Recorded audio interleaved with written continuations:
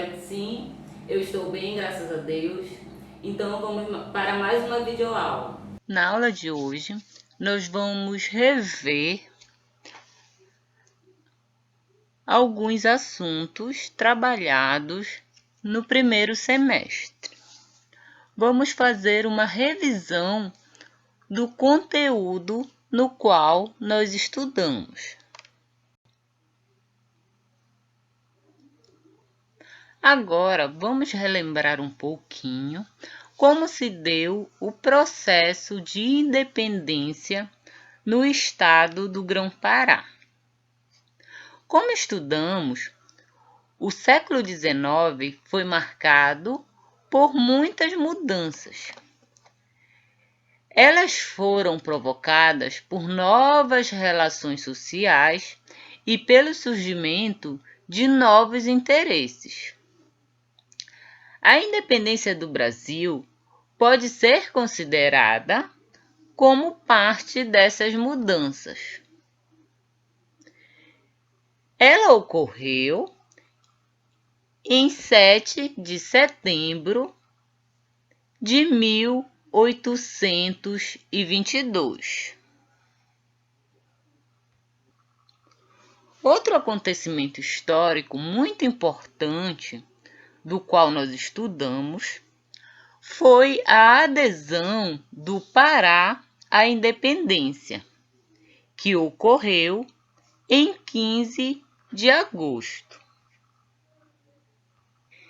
Se compararmos a data da independência do Brasil com a data de adesão do Pará a essa independência, nós vamos ver que o estado do Grão-Pará só vem aceitar a independência do Brasil quase um ano depois dela ter sido proclamada. Entretanto, nós estudamos que houveram várias explicações para essa adesão tardia do Pará à independência. Como, por exemplo, as dificuldades de comunicação com o restante da colônia e o fato de que os vínculos do estado do Grão-Pará eram mais fortes com Portugal do que com o estado do Brasil. Os negócios, por exemplo, do Pará estavam mais diretamente relacionados com os comerciantes de Lisboa do que com os comerciantes de outras capitanias brasileiras.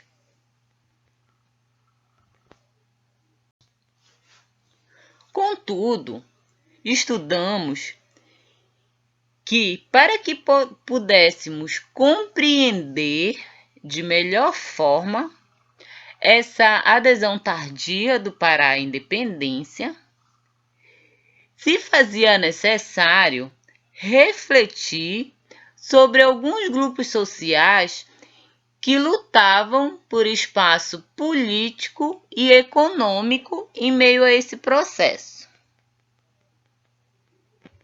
Primeiramente, vamos recordar um pouquinho sobre os portugueses de Portugal. Este grupo, desde o início da colonização, as pessoas que pertenciam a ele recebiam postos administrativos e militares mais importantes. E eles representavam os interesses metropolitanos na colônia. E também defendiam os seus próprios interesses. E muitos deles acabavam utilizando desses cargos para o seu próprio enriquecimento.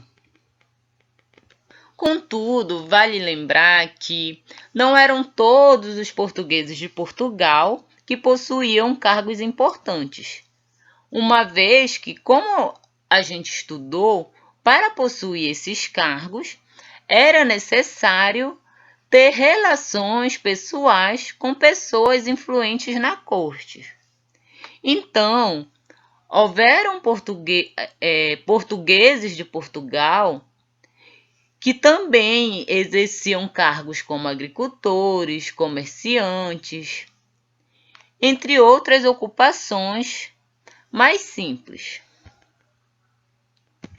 Outro grupo de grande destaque nesse contexto foram os denominados brasileiros, que na verdade eram portugueses nascidos no Brasil e por isso algumas vezes eram chamados de portugueses do Brasil.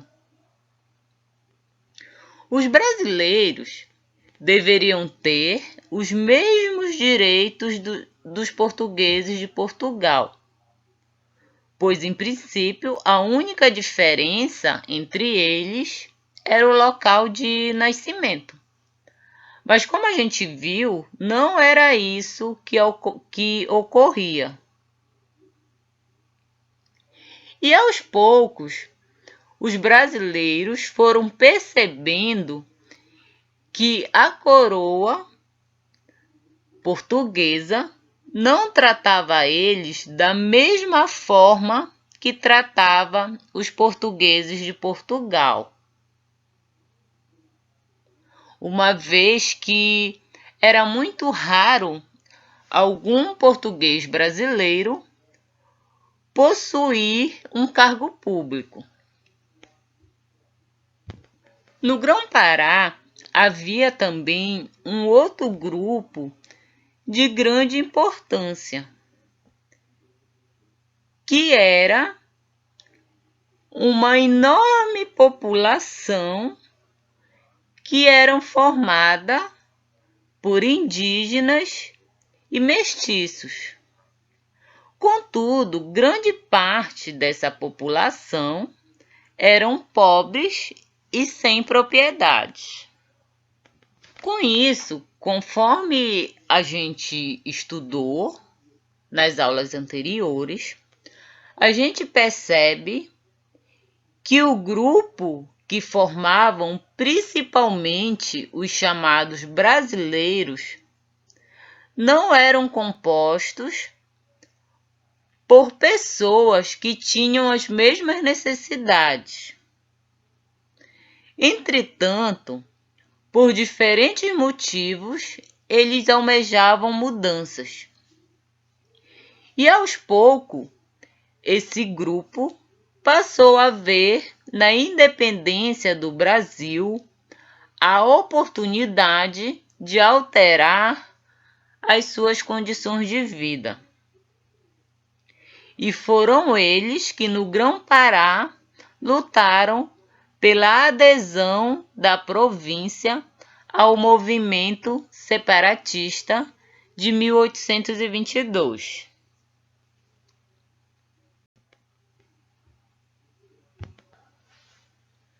Como vimos, ainda sobre essa adesão tardia do Pará à independência do Brasil, há mais aspectos que nós conhecemos, e um deles teve início em Portugal 2 anos antes da independência do Brasil.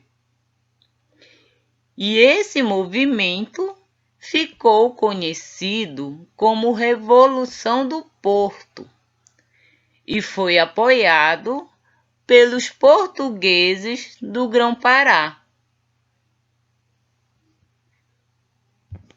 E isso ocorreu porque os revolucionários do Porto desejavam a volta do Brasil à condição de colônia. Os portugueses achavam que as mudanças provocadas com a vinda da família real para o Brasil, como o fim do monopólio e os tratados firmados a favor da Inglaterra, haviam arruinado seus negócios e a economia lusitana. E os portugueses do Grão-Pará, bem como os portugueses de outras capitanias, acreditavam que a Revolução do Porto resolveria os seus problemas, principalmente porque ela defendia o restabelecimento do pacto colonial. Como vimos em aulas anteriores, no Pará, os adeptos da Revolução do Porto tomaram o poder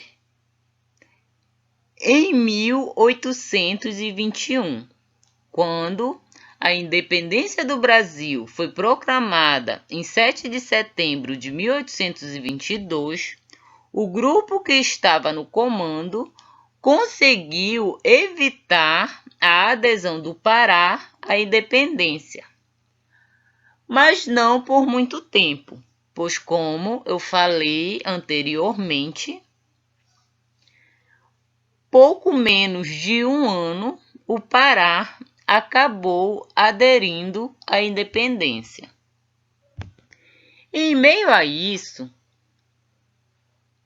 portugueses e brasileiros perceberam que seus interesses eram diferentes. E, além disso, eram opostos. Os primeiros queriam a manutenção de seus privilégios.